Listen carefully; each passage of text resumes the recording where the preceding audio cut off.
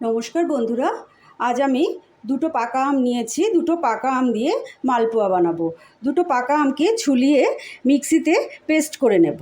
দুটো আমকে আমি এখন সরিয়ে দিলাম, মিক্সিতে নিয়ে পেস্ট করব।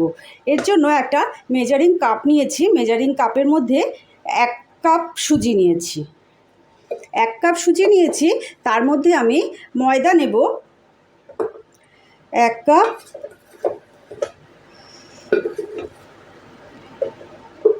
2 কাপ, 3 কাপের মতো আমি ময়দা নেব। এর মধ্যে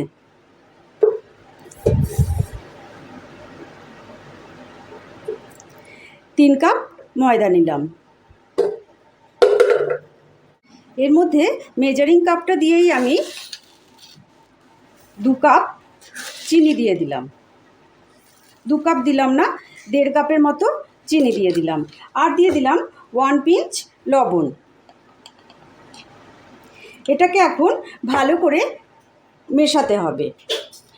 একটা হুইস্কারের সাহায্যে ভালো করে এইগুলোকে মেশাতে হবে।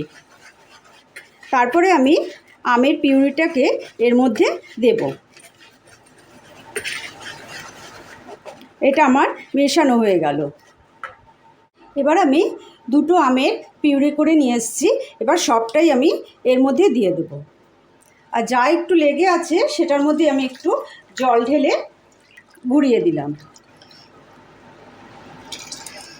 এটাকে এখন খুব সুন্দর করে মিশিয়ে নেব।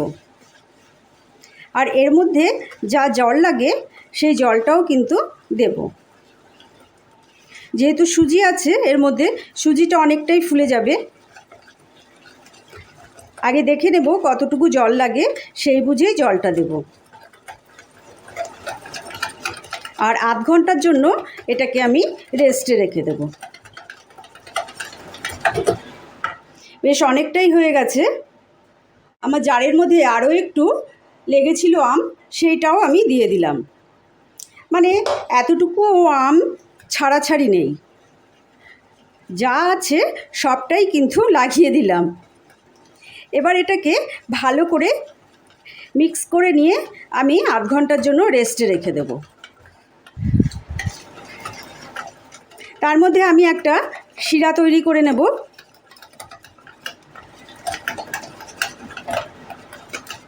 এটা আমার মিক্স করা হয়ে গেছে। এবার আমি এটাকে ঢেকে রেখে দেব। এবার আমি একটা শিরা তৈরি করব। তার জন্য একটা কড়াই বসিয়ে দিয়েছি। এই কাপটা দিয়ে 1 কাপ আমি চিনি দিলাম। আর দেব এই কাপটা দিয়েই 1 কাপ আমি জল দেব। কেননা আমি আগেই আমার ওই ব্যাটারটার মধ্যে চিনি দিয়েছি, সেই জন্য বেশি মিষ্টি হয়ে যাবে। তা সেই জন্য অল্প পরিমাণে আমি চিনি ব্যবহার করলাম। এই শিরাটা একটা চিটচিটে টাইপের শিরা হবে। একতারের না, কিন্তু একটু চিটচিটে হবে। খুব একটা পাতলাও না, ঘনও না। এখন এই শিরাটা হতে থাক। খুব লো ফ্লেম করে আমি এই শিরাটাকে তৈরি করছি। চিনিটা গলার অপেক্ষায় আছি। আমাদের চিনিটা গলে গেছে একদম সম্পূর্ণ, কিন্তু টকবগি আসেনি। আমাদের শিরার মধ্যে টকবগি এসে গেছে। আমার চ্যানেলটা যদি ভালো লাগে তাহলে অবশ্যই লাইক, শেয়ার, কমেন্ট, সাবস্ক্রাইব অবশ্যই কিন্তু করবেন। আমার যদি নতুন বন্ধু হয়ে থাকেন তাহলে পাশে থাকা বেল বাটনটা অবশ্যই কিন্তু প্রেস করে দেবেন।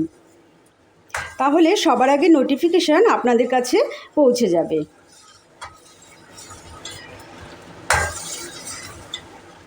এটা এখন ক্রমাগত নাড়তে নাড়তে নাড়তে নাড়তে তারপর শিরাটা তৈরি হয়ে যাবে।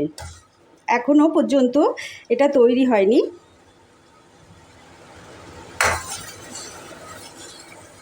এইবার কিন্তু আমাদের শিরাটা তৈরি হয়ে গেছে।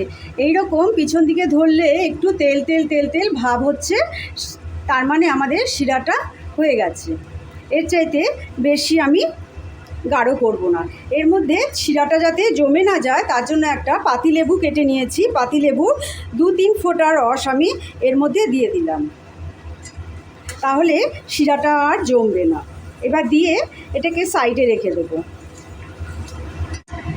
আমি কড়াই বসিয়ে দিয়েছি, কড়াইয়ের তেল গরমও হয়ে গেছে।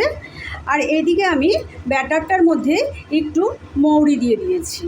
মৌরি দিলে বেশ গন্ধটা ভালো লাগে, যার ভালো লাগবে দেবে, না হলে নাও দিতে পারে। এবার আমি একটা করে দিয়ে দেখবো যে কীরকম হচ্ছে।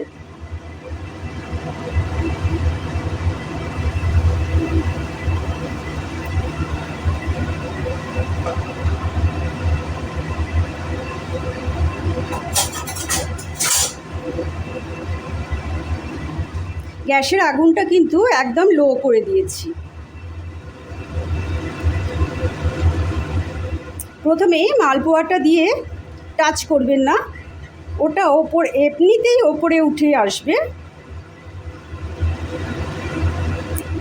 তারপর তেলটা একটু এই রকম করে দেবেন, দেখবেন মালপোয়াটা ফুলে আসবে।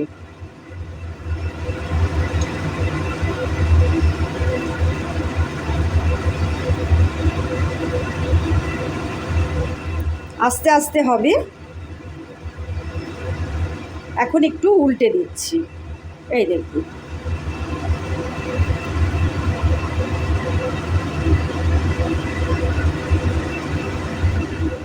মালপোয়াটা দেখুন কতখানি ফুলে এসছে আমাদের।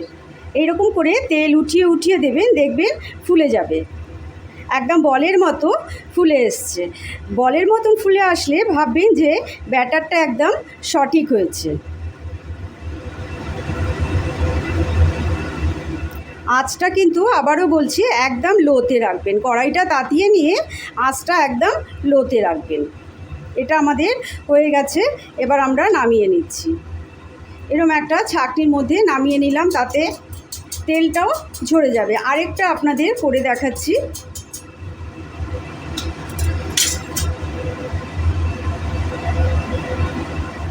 যতবার করবেন ততবার এই রকম করে একবার ফেটিয়ে নেবেন, তাহলে মালপোয়াটা খুব ভালো তৈরি হবে।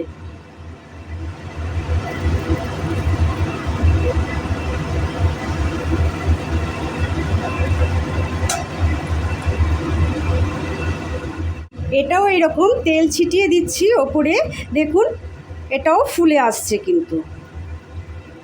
এবার আমি উল্টে দেব, এই দেখুন কতটা ফুলে গেছে। এই মালপোয়াটাও আমাদের তৈরি হয়ে গেল। এই রকম করে আমি সবগুলো মালপোয়াই তৈরি করে নিচ্ছি। সবগুলো তৈরি করে তারপরে আমি আবার আসছি। আমাদের এতগুলো মালপোয়া তৈরি হয়েছে। এবার আমরা রসটাকে আবার বসিয়েছি। রসটা তো ঠান্ডা হয়ে গেছিলো, রসটা আবার জাল দিতে বসিয়েছি, যে রসটা বেশ গরম হয়ে গেছে। এবার আমরা একটা একটা করে মালপোয়া কিন্তু ছেড়ে দেব। এই একটা ছেড়ে দিলাম। এরকম করে সবগুলো মালপোয়া কিন্তু উল্টে পাল্টে একটা পাত্রের মধ্যে রেখে দেব। যতগুলো ধরে ততগুলোই দেব।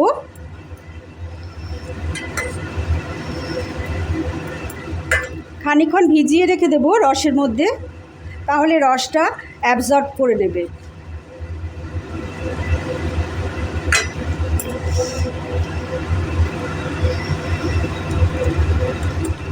একটু এইরকম করে উল্টে দিতে হবে, এই পাশটা হয়ে গেলে ওই পাশটা।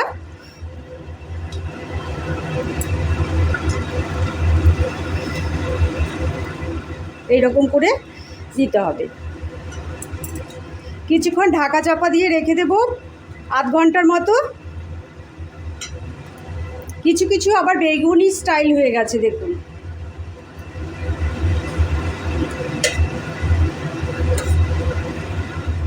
সবগুলো দিয়ে নেই, তারপর আসছি। মালপোয়াগুলোকে আধ ঘন্টার জন্য আমি ঢেকে রেখে দিলাম। আধ ঘন্টা পরে আমি আবার আসছি। পাকা আম দিয়ে মালপোয়া রসে ভরা নরম তুলতুলে একদম তৈরি হয়ে গেছে। ঠান্ডা ঠান্ডা বা গরম গরম যেমন খুশি খেতে পারে।